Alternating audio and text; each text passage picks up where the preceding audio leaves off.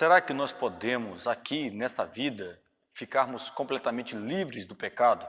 O apóstolo Paulo, em Romanos, no capítulo 7, ele fala um pouco sobre a sua luta contra o pecado. No versículo 15 e no versículo 19, o apóstolo Paulo ele relata sobre essa luta contra o pecado. Ele diz assim, no versículo 15, porque nem mesmo compreendo o meu próprio modo de agir, pois não faço o que prefiro, e sim o que detesto.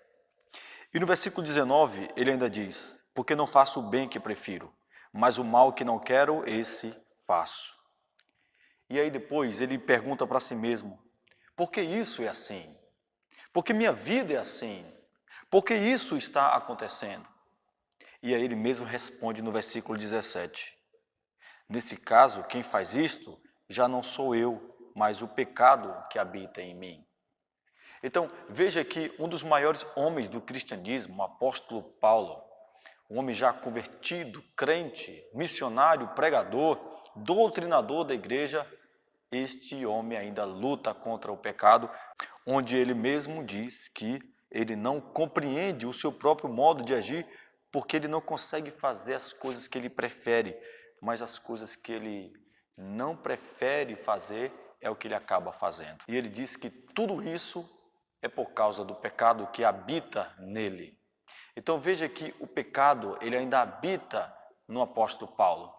E isso nos leva a crer e a compreender que o pecado ele ainda habita em nós. E isso nos leva então a entender que a nossa fé em Jesus Cristo só nos livra agora, nesse momento aqui, nessa vida, apenas do castigo e do poder do pecado. Então, sobre nós que temos fé em Jesus Cristo, não sofreremos mais o castigo dos nossos pecados, porque Jesus já levou sobre ele.